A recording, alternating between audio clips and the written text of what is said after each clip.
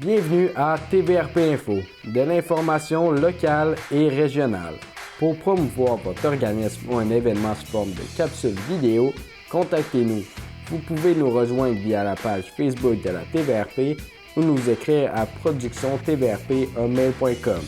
Les émissions seront diffusées sur Facebook, sur YouTube et sur notre site internet tvrp.ca.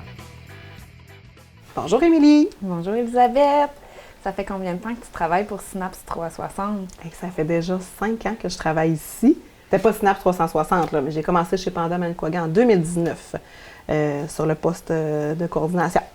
Oui, 2019. Puis ça faisait combien de temps que l'organisme existe quand tu es entrée en poste? Et l'organisme est né en 1997. Je te laisse faire le calcul.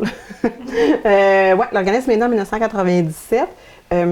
Pour faire une histoire courte, dans le fond, c'est plusieurs parents. Tu sais, le diagnostic TDAH, ça venait juste, ça commençait à se parler, en fait. C'est plusieurs parents qui se sont rencontrés, se sont rendus compte qu'il y avait ça en commun, un nouveau diagnostic, peu d'informations, toutes sortes de défis qui apparaissaient. Ils ont rencontré aussi un organisateur communautaire. Ils ont décidé de faire une rencontre, d'inviter la population. Si je me souviens bien, c'était à la régie régionale dans le temps. Et puis, finalement, ça a super pogné comme rencontre. Il y avait beaucoup trop de gens, la salle était pleine. De là, ils se sont rendus compte de la nécessité de créer un organisme pour soutenir les gens qui étaient des parents d'un enfant avec un TDAH. C'était ça la première mission. Donc, Panda Manicouagan, aujourd'hui, c'est Synapse 360. C'est quoi la mission au juste de l'organisme? Bien, la mission de départ, c'était vraiment de soutenir les parents d'enfants vivant avec un TDAH. Là, les années ont passé, il n'y a plus juste des enfants qui ont des diagnostics. Maintenant, il y a des adultes qui ont des diagnostics. Donc, maintenant, la mission, c'est vraiment de soutenir toute personne concernée par le TDAH et le SGT qui s'est ajouté avec le temps sur le territoire de la Manicouagan et de la Haute-Côte-Nord. Comment vous avez fait pour vous rendre là? Bien, en fait, là, j'étais pas tout seul à faire ce parcours-là. Oui, j'étais la seule employée, mais j'ai toujours eu un conseil d'administration avec moi du début à la fin. Puis après ça, les super employés sont venus m'aider parce que seule, j'aurais jamais pu faire tout ça, c'est clair. Bien, en fait, ce qu'on a fait avec le conseil d'administration, on a commencé par établir nos valeurs. Les valeurs de l'organisme qui sont définies par bienveillance, engagement, équité et entraide. Ensuite, on a fait un travail sur notre vision. On veut être quoi dans 10 ans, notre organisme? Qu'est-ce qu'on voudrait que les gens disent de nous? Donc, notre vision est devenue l'organisme souhaite, par son étroite implication dans la communauté de la Manicouagan de la Haute-Côte-Nord et par ses actions auprès des familles et intervenants, que toute personne touchée par le TDAH ou le syndrome Gilles-Latourette ait accès au soutien nécessaire et ait l'opportunité de s'établir dans le respect de son intégrité. Qu'est-ce que ça veut dire? On veut que les gens qui vivent avec un TDAH ou un syndrome Gilles-Latourette soient bien. Peu importe la situation, peu importe d'où ils viennent, puis qu'ils aient accès au soutien qu'ils ont besoin. Donc, le but d'un organisme communautaire, c'est qu'en fait, les gens n'aient plus besoin de nous à un moment donné. C'est ça que ça veut dire. c'est plate, mais c'est pour ça qu'on travaille. Puis, on se rappelle, en 2023, en mai 2023, on a fait un lac à l'épaule. Donc, une rencontre avec des employés, conseil d'administration, etc. Puis là, on s'est vraiment questionné sur qu'est-ce qu'on veut, c'est quoi les enjeux qu'on a en ce moment pour réussir à se faire un plan de match. Un plan de match des prochaines années dans lequel, il y avait se doter d'une image qui reflétait un peu plus que notre organisme est. Fait que ça, c'est le premier point du plan de match qu'on peut dire « check, c'est fait ». Ensuite, réussir à développer notre financement parce que c'est, vous le savez, je suis toujours la calculatrice, moi c'est mon mandat de directrice, donc c'est le fun d'avoir des projets, mais ça prend des sous pour les soutenir. Fait, donc, de réussir à développer notre financement, que ce soit de façon autonome ou auprès d'autres bailleurs de fonds, mais trouver une façon d'être plus solide dans nos sous. Puis finalement, élargir la mission de l'organisme, donc de clarifier le fait que le SGT était présent et de voir s'il y a d'autres besoins sur le reste du territoire de la Côte-Nord finalement. Donc ça, c'est vraiment les 3 points principaux de notre plan d'action en ce moment. On travaille fort. Oui, c'est ça. Du beau travail sur la planche qui s'en vient. Oui. Puis toute une belle équipe pour l'accomplir. Absolument. Puis à part le plan d'action, là, est-ce qu'il y a d'autres projets qui s'en viennent prochainement? Oui, plus rapide, là, dans le concret, tu le sais, on a travaillé fort, notre fameux guide, là, qui est magnifique, qu'on distribue, que même les... j'ai le goût de dire, même il y a des services éducatifs, des centres de services éducatifs, puis des CLSC, dans le fond, de l'extérieur de la Côte-Nord qui nous demandent parfois d'en envoyer par la poste. C'est distribué gratuitement, là, c'est ce qui fait que c'est populaire aussi. Par contre, il était dû pour une petite mise à jour. L'image dessus, c'était à refaire. Puis finalement, le contenu, donc c'est le travail qu'on a fait dans les derniers mois, je dirais. On a réussi à avoir une belle subvention des Caisses des Jardins pour nous aider parce qu'encore une fois, chaque projet demande un financement pour le porter. Puis, on a demandé à Image Expert, avec Marie-Chantal Tanguay, dans le fond, qui a révisé les textes, corrigé, etc. Puis, tout le monde a mis la main à la pâte un peu pour commenter qu'est-ce qu'on devrait ajouter, etc. Vraiment, mise à jour complète du guide avec notre nouvelle image puis des nouvelles informations parce que ce qui circule sur le TDAH depuis les 10 dernières années, il y a beaucoup de choses qui ont évolué, les recherches qui ont été faites, etc. Fait on a ajouté, entre autres, je pense, à la section sur le TDAH au féminin, qui est un beau sujet qu'on aime beaucoup aborder, qui est important de parler. Maintenant, on parle des fonctions exécutives aussi, qui sont les choses les plus touchées par le TDAH. Puis on a même mis un petit paragraphe sur l'aspect sensoriel, qui est non négligeable chez les jeunes. On a eu la chance d'avoir une formation avec une ergothérapeute pour nous expliquer un peu pourquoi il y a l'aspect sensoriel. Puis on a notre salle Sansé maintenant dans laquelle on utilise un peu plus ça, mais c'est important d'en parler dans notre guide. Il ne faut pas que ça reste dans notre local, il faut que ça aille dans la communauté. Autre projet, bien, on a, c'est à venir, c'est vraiment dans le futur, mais un projet de plateforme. On sait que nos cafés rencontres sont populaires, mais c'est difficile pour les gens de se déplacer puis d'être présents. Donc, on veut faire quelque chose avec notre page web, là, qui va ressembler un peu à un café rencontre, mais qui va être accessible de votre téléphone, dans le fond, que les intervenants vont pouvoir vous répondre aussi directement là-dessus. Troisième projet qu'on a, bien, celui-là va commencer en Haute-Côte-Nord, puis on verra après s'il va pouvoir se propulser, mais les gens nous demandent souvent si on a des données, combien de personnes vivent avec un TDAH, etc. Mais ça n'existe pas concret sur la Côte-Nord, des données précises. Donc, on a un beau projet en collaboration avec l'UQAR et puis la MRC de la Haute-Côte-Nord pour vraiment faire une recherche de toutes sortes de façons, aller chercher des données puis avoir un portrait clair des personnes vivant avec un TDAH, un SGT, de leurs besoins pour, dans le fond, au bout de tout ça, développer des pistes de solutions concrètes pour soutenir ces gens-là. Oui, c'est ça. C'est sur du long terme, mais ça, super beau projet. C'est un projet qui est sur combien de temps? Et ça, c'est le gros défi. Si on parle juste à moi et à Mathilde, demain matin. Le projet est prêt. Puis on commence à se mettre en marche les solutions. Mais il faut prendre le temps de le faire. Donc là-dedans, il y a plusieurs étapes. Avoir des groupes focus, avoir des rencontres. C'est un peu pour ça qu'on est allé chercher de l'aide, dans le fond, de quelqu'un de l'UQAR. Je vais la nommer, Laurence Gagnon, qui est une amie d'enfance en plus. Mais bref, elle va vraiment nous guider pour faire chaque étape importante puis bien les faire parce que dans le fond, il faut prendre le temps. Donc, groupe focus, après ça, j'essaie de me rappeler, là, cartographie participative. Tu vois, je peux te dire le mot, mais je ne peux pas te dire ce que c'est exactement. Mais on va faire ça. Donc, finalement, il va y avoir un sondage aussi qui va circuler. On a fait un petit groupe de suivi. Dans le fond, 3 personnes de la Haute-Côte-Nord qui ont accepté d'embarquer puis qui vont être vraiment nos guides, valider qu'on a pensé à toutes les questions, qu'on n'oublie rien, qu'on ne passe pas à côté de choses qu'on pourrait vouloir savoir. Puis à la fin, on va refaire des rencontres avec des gens pour vraiment voir est-ce qu'on a encore oublié quelque chose, est-ce qu'on a d'autres informations à aller chercher. Je dirais qu'en fin 2026, c'est mon grand souhait d'avoir fini ce projet-là et d'être prête à présenter aux intervenants d'un peu partout les pistes de solutions qui devraient découler de ce projet-là. On se le souhaite.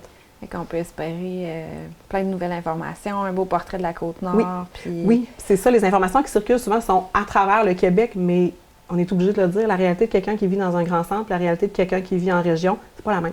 Non, c'est pas le même accès aux services, c'est pas les mêmes besoins qui vont sortir pour cette personne-là. Voilà.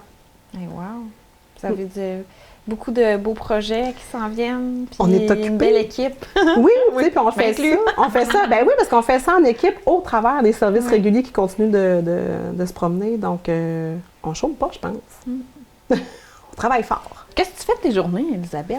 Mes journées? Ben, tu sais quoi? Je trouve mon emploi hyper stimulant parce que je fais vraiment des choses différentes. Un travail de direction d'organisme communautaire, c'est un travail qui nécessite toutes les formes d'intelligence possibles. C'est-à-dire que je peux commencer ma journée en faisant une rencontre d'intervention pour vous aider dans votre travail d'intervention. Je peux faire de la comptabilité. Je peux aller me promener sur des tables de concertation aussi pour voir un peu, parler avec les autres, être au courant de ce qui se passe dans la communauté. Je m'occupe du plan d'action, c'est moi qui fais le pont avec le conseil d'administration. Bref, un travail de direction d'organisme communautaire, c'est vraiment des journées qui se promènent sur toutes sortes d'intelligence. Oui, donc tu as un lobe frontal très musclé.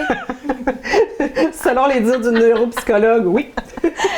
Puis, quand tu parles de table de concertation, ça peut ressembler à quoi? T'en as-tu beaucoup? On est membre de la TROC-CDC, tout ce qui concerne l'action communautaire autonome, qui nous représente au niveau du PESOC. On est membre de l'ARL-PHCN, l'Association régionale de loisirs et des personnes handicapées de la Côte-Nord. Ensuite, on est membre de la CAF, qui est une table, qui est un organisme de défense de droits pour les personnes handicapées. On est aussi sur le CUMP, dans le fond, qui est vraiment le comité des usagers multidisciplinaires du CI3S, donc qui veille aux droits des usagers, j'espère que je ne me trompe pas, mais jeunesse, itinérance, DI, DPTSA, donc déficience intellectuelle, déficience physique et troubles du spectre de l'autisme. Puis finalement, on est membre aussi du ROCASM, qui est vraiment une table, en fait, c'est le regroupement des organismes communautaires alternatifs en santé mentale. Donc, c'est tous les organismes de la Côte-Nord qui travaillent en santé mentale, qui se regroupent ensemble pour jaser des actions, faire le point de ce qu'on fait aussi pour travailler ensemble. Après ça, on a la table régionale en concertation, orientation professionnelle, parce que oui, notre organisme fait de l'approche orientante, c'est-à-dire qu'on accompagne les gens dans leur projet de vie. Ensuite, on est sur la table santé mentale. Cette table-là est dirigée par le CI3S, mais interpelle tous les organismes et les intervenants du CI3S qui travaillent en santé mentale. Ensuite, on va se présenter aussi à la concertation 0-24 ans avec le CI3S. Ça, c'est juste Manicouagan. Donc, après ça, on est en Haute-Côte-Nord, on a la table des partenaires en développement social. Donc, c'est pas mal tous les organismes communautaires, les travailleurs, les organisateurs communautaires, la MRC qui se présente. Puis qui veillent ensemble à tous les projets de développement social. Puis, dernièrement, on a commencé à s'impliquer aussi dans un projet de camp de jour inclusif qui existe depuis plusieurs années, mais qui ont choisi de nous interpeller parce qu'en Manicouagan, on soutient déjà l'inclusion des jeunes dans les camps de jour. Ça fait beaucoup. Donc, il y en a certains où on est très, très présents, puis d'autres où on est plus, on va voir qu'est-ce qui se fait, puis on les invite dans le fond à nous interpeller s'ils ont besoin de nous dans des projets. Donc, là, tu parlais tantôt que là, vous vous impliquez vraiment beaucoup dans plein de choses. Est-ce que c'était comme ça au début de l'organisme? Non, vraiment pas. Quand je suis arrivée il y a 5 ans en poste, en fait, j'étais la seule employée qui faisait quelques heures semaine. Puis on m'avait donné comme mission, de repartir le répit, parce que c'était un service qui était assez essentiel, puis de repartir tranquillement tous les services. Donc, on a reparti le répit, recommencé à organiser des cafés-rencontres, recommencé à faire du soutien. Puis, ça a fait boule de neige. Au bout d'un an, j'ai été obligée d'embaucher quelqu'un, une intervenante, Émilie. J'ai été obligée de t'embaucher toi, dans le fond, là, pour venir me porter main forte au niveau du soutien, particulièrement.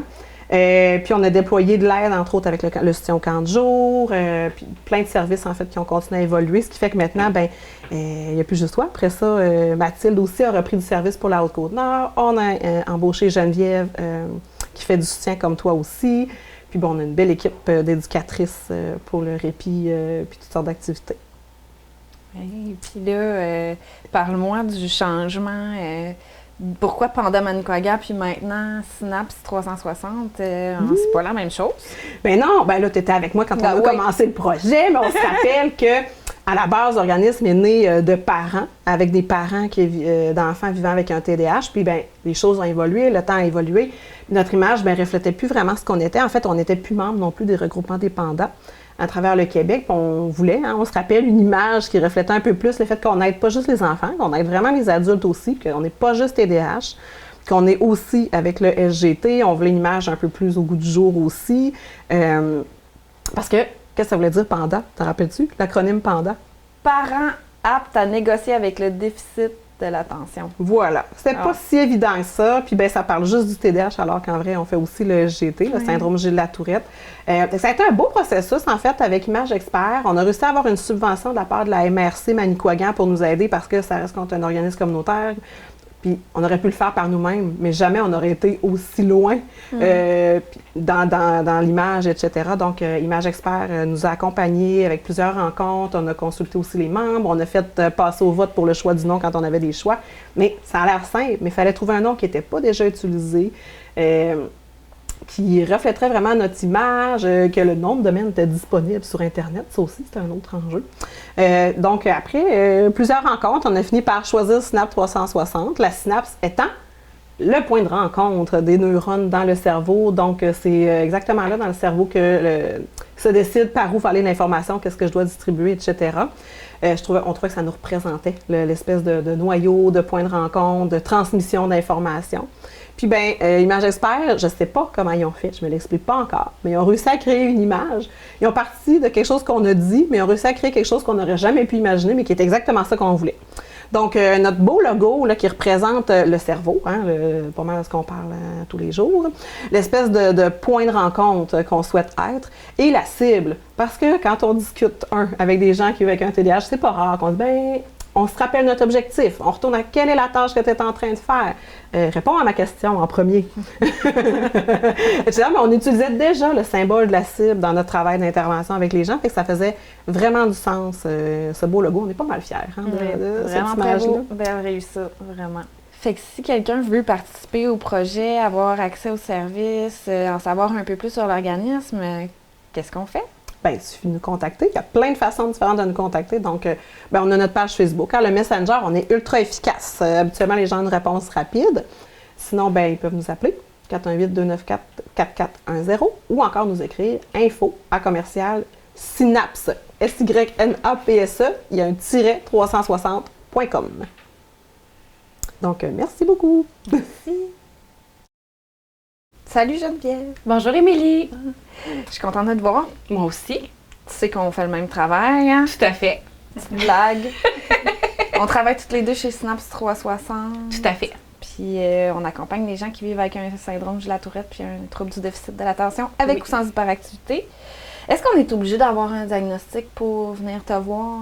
Pas du tout. Ici, on accompagne toute personne qui désire en apprendre plus sur le TDAH ou le syndrome de la Tourette.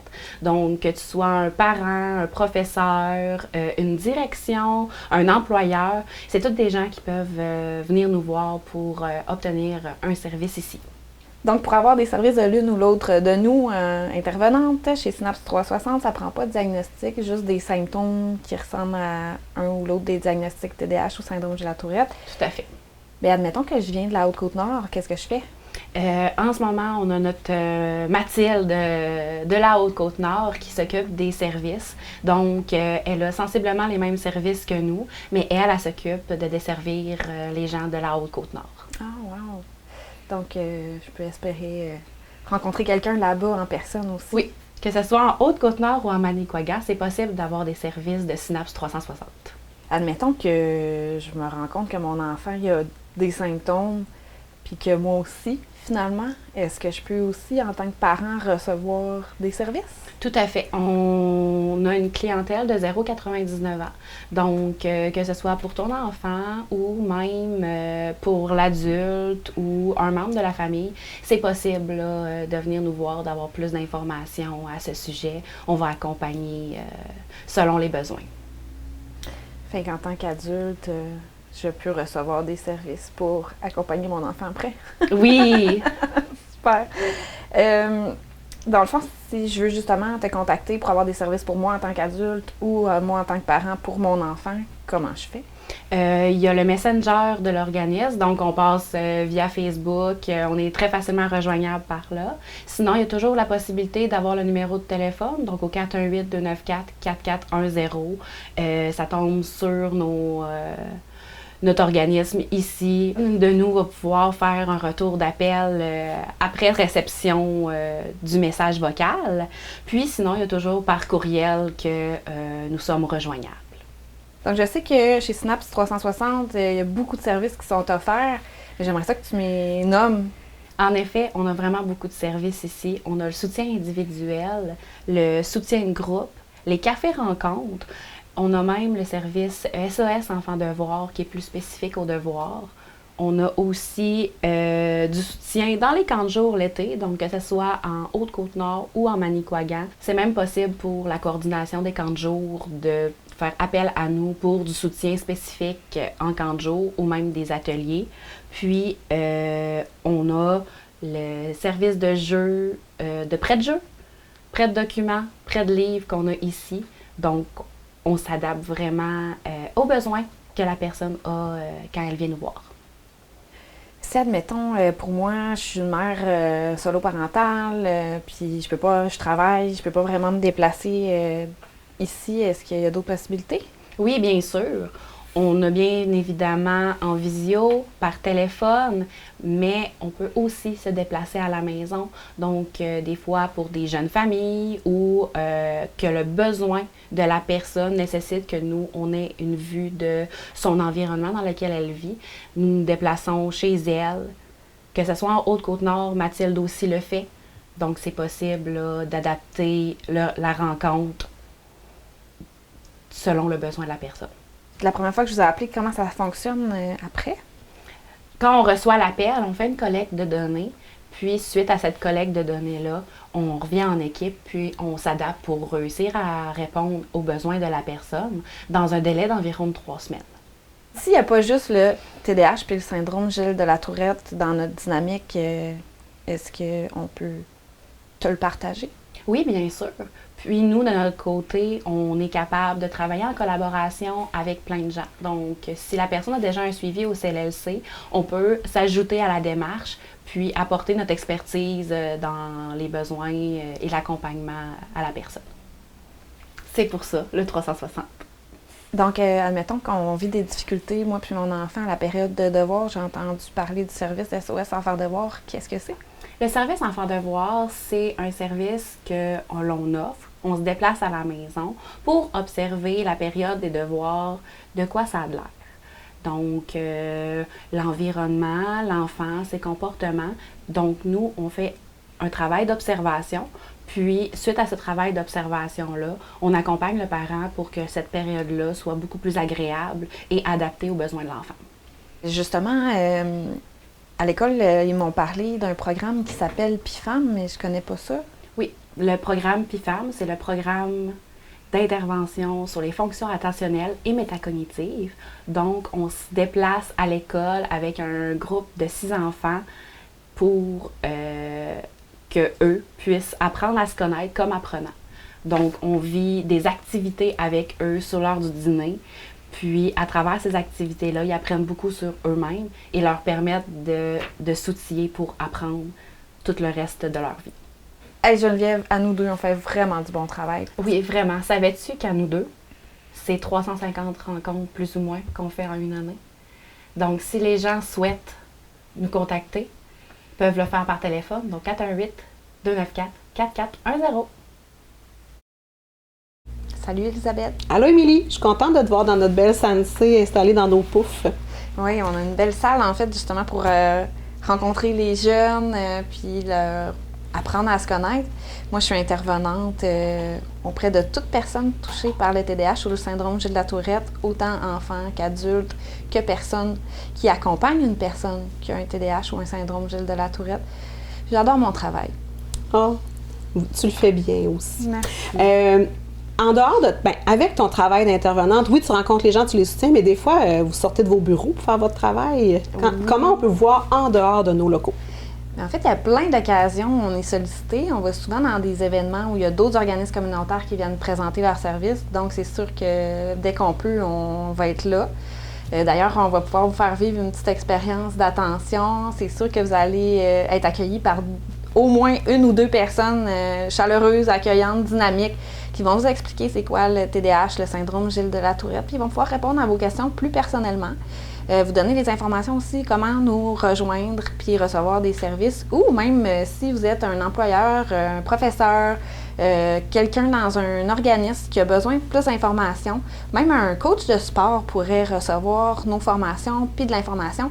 Donc, on peut aussi, pas juste être dans les événements, mais on peut aussi être sollicité de façon un peu plus personnelle, c'est-à-dire, moi, je suis un coach de sport, j'aimerais ça que mon équipe connaisse un peu mieux le syndrome Gilles de la Tourette, le TDAH, parce qu'on a un jeune ou on a même un coach peut-être avec des symptômes qui a besoin de faire comprendre un peu mieux qu'est-ce que le TDAH, qu'est-ce que le syndrome Gilles de la Tourette, puis de nous interpeller pour qu'on puisse venir donner l'information, c'est quoi les impacts, qu'est-ce que ça implique d'avoir cette problématique-là. Tu as parlé d'équipes sportives qui peuvent nous solliciter pour avoir de la formation. Peux-tu me donner d'autres exemples de milieux où on est déjà allé donner de la formation, où on pourrait en donner? Oui, en fait, on a entrepris parce que, justement, on avait Panda Manicouagan avant notre image qui était peut-être un peu plus vue pour les enfants, mais on voulait absolument donner de l'information aussi pour les adultes. Donc, on a entrepris la grande tournée qui s'appelle pour nos 25e, puis on s'est dit, ben on s'en va dans toutes les entreprises de la région qui veulent nous recevoir pour parler du TDAH puis du syndrome de la Tourette, parce qu'on a réalisé que parfois, en emploi, ben, il y a des impacts, il y a des défis qui sont vécus par la personne, mais qui peuvent aussi être vécus par l'équipe de travail. Donc là, on s'est dit, il faut qu'on aille parler du TDAH et du syndrome de la Tourette pour que les gens sachent, puis qu'ils puissent être plus compréhensifs, qu'ils puissent peut-être être eux-mêmes des accompagnants, mais du moins qu'ils puissent bien comprendre. Surtout au niveau de l'employeur, qui parfois ne connaît pas ça, puis peut juger sévèrement les personnes qui ont des défis, puis leur travail en tant que boss, ben, c'est d'accompagner leurs employés pour qu'ils soient le mieux possible, qu'ils soient le plus efficaces possible dans leur travail. Donc, nous, on va vraiment donner de l'information. Puis d'ailleurs, on a créé un beau fascicule qui parle un peu qu'est-ce que c'est le TDAH. Puis, on vient aussi donner tous les symptômes selon les différentes... dans le fond, les différentes sphères où il y a des difficultés. Puis, on vient donner des petits trucs là, juste pour pouvoir outiller rapidement l'employé et l'employeur. Puis, si jamais ben, on a besoin de plus d'informations, ben, il y a toujours nos informations ici à Lando pour pouvoir se référer. Parce que c'est bien connu, souvent, c'est un employé qui est bourré de potentiel. Il suffit juste d'avoir le bon accompagnement, puis ça va devenir un employé fabuleux qui va s'épanouir dans notre milieu. Puis d'autant plus dans la génération adulte aujourd'hui, les diagnostics étaient moins fréquents, on comprenait moins bien le TDAH, le syndrome de la Tourette, puis ses impacts. Donc, c'est des gens souvent qui n'ont même pas idée qui ont un TDAH ou qui ont des symptômes de TDAH. Puis si jamais là, on accompagne quelqu'un, un adulte, avec un TDAH ou un syndrome de la Tourette, on se rend compte qu'il y a peut-être d'autres choses que le TDAH ou le SGT. Qu'est-ce qu'on fait avec ça?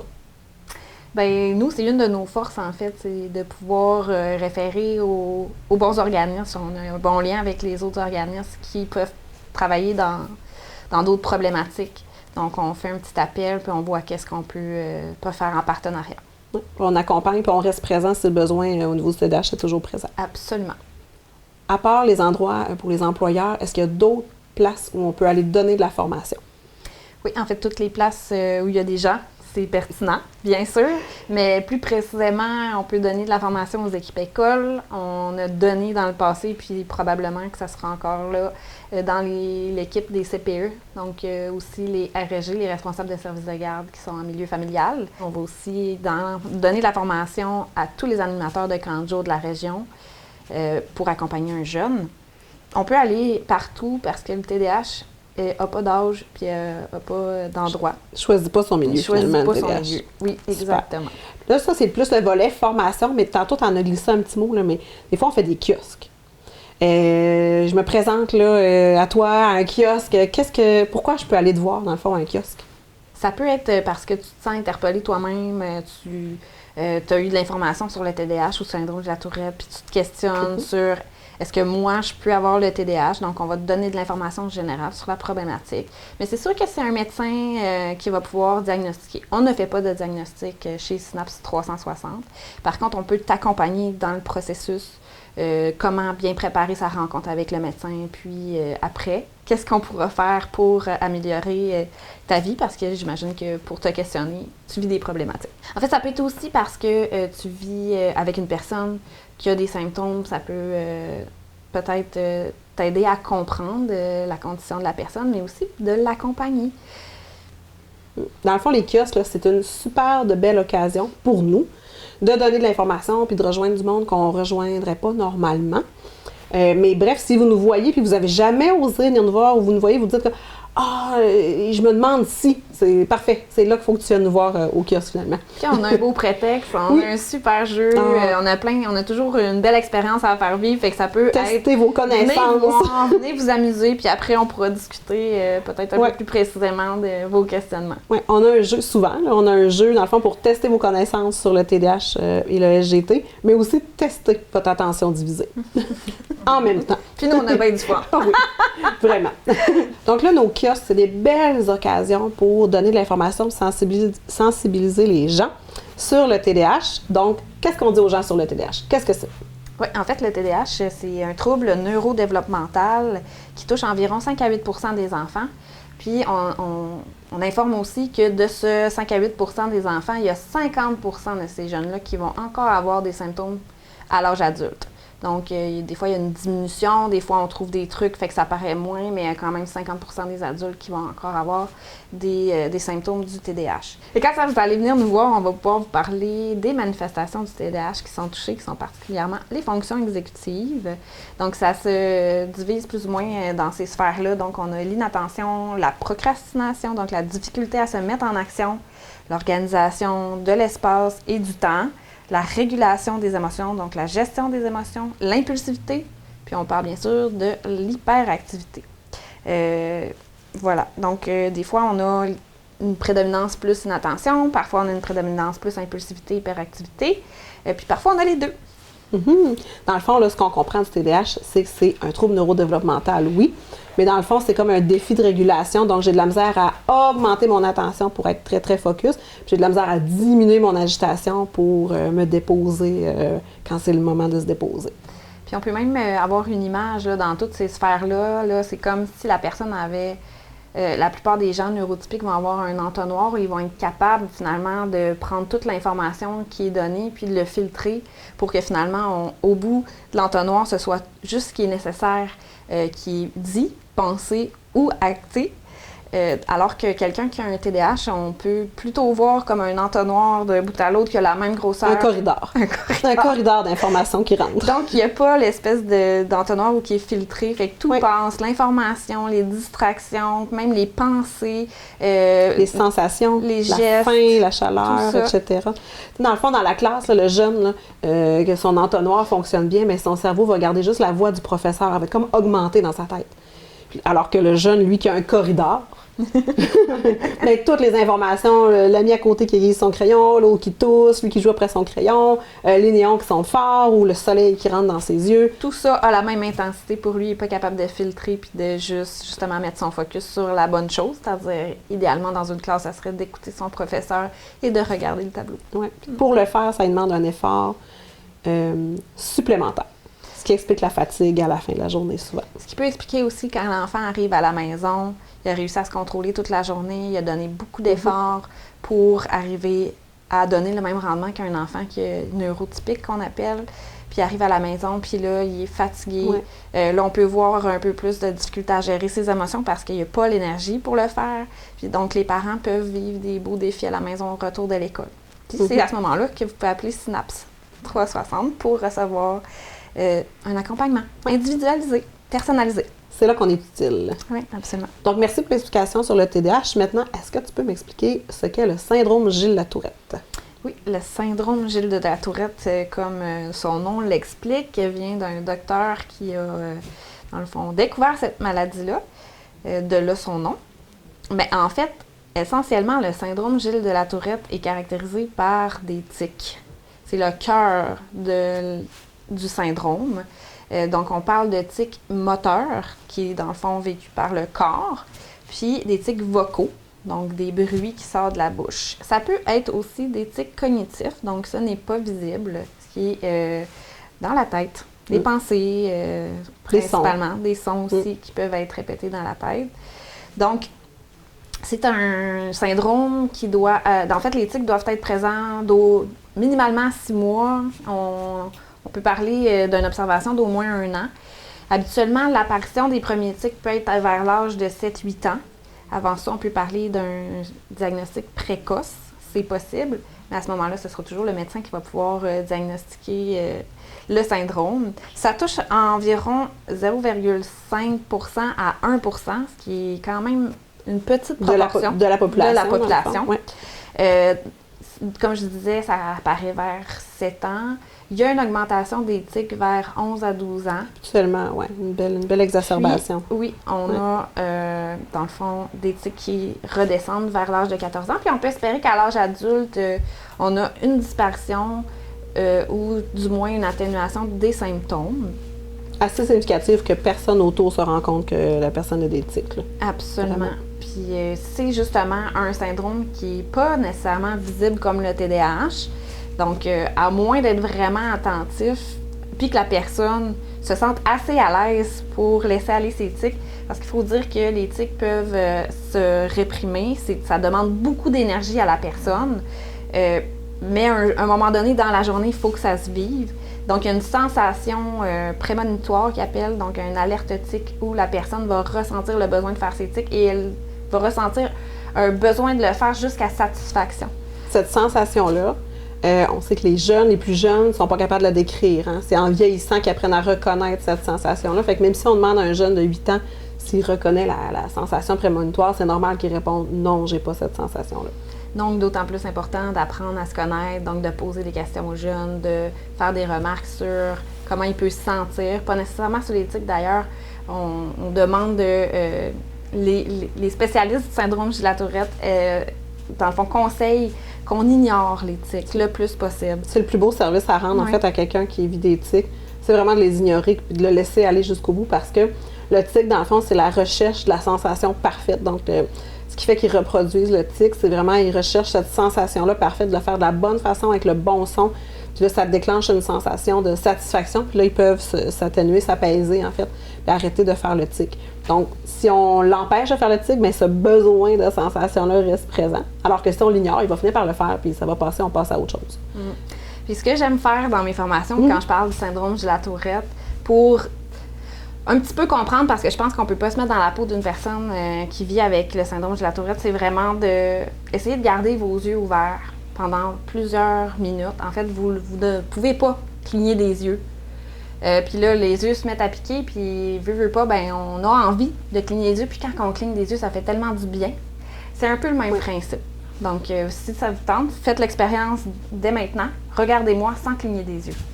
C'est un bon exemple parce qu'en fait, pendant que j'essaie de ne pas cligner des yeux, je ne peux pas faire autre chose. Je ne peux pas apprendre, je ne peux pas me concentrer sur ce qui se passe et je deviens vraiment fatiguée si je dois le faire toute la journée. Si on vous demande de vous retenir de cligner des yeux puis de compter combien de fois vous avez cligné des yeux dans la journée, vous allez être épuisé, ça ne sera pas tellement long.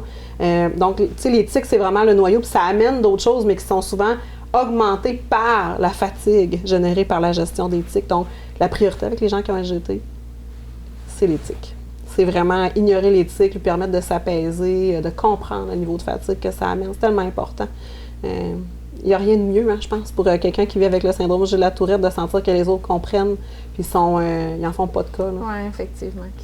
Puis ce qui est important, je pense, de dire par rapport aux gens qui vivent avec un TDAH ou un SGT, oui, enfant, ça amène son lot de défis, mais ils vont tous devenir des adultes comme les autres, avec une vie épanouie, tout ça, tout le potentiel est là. D'ailleurs, si vous avez besoin de plus d'informations sur le SGT, on a le mois de la sensibilisation au syndrome Gilles-de-La-Tourette qui se passe du 15 mai au 15 juin chaque année.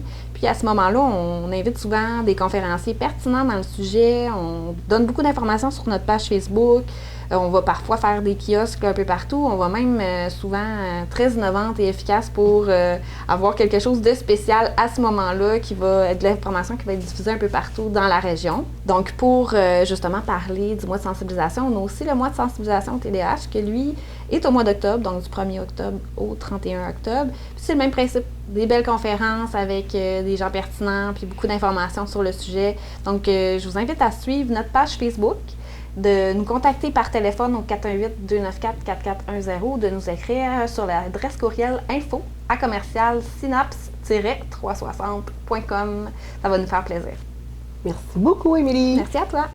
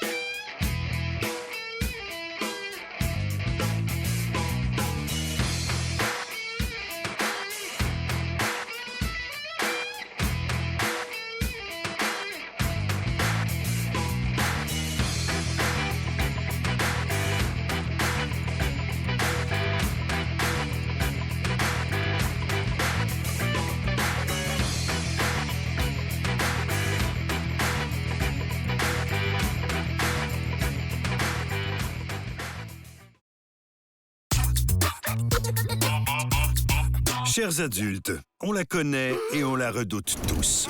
L'impitoyable crise du bacon.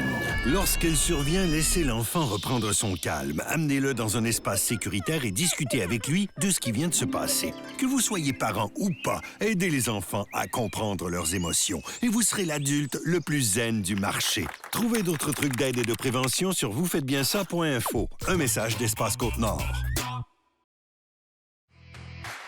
Vous contribuez au succès de nos émissions en les écoutant ou en participant à l'une ou l'autre de nos productions. Nous vous disons merci.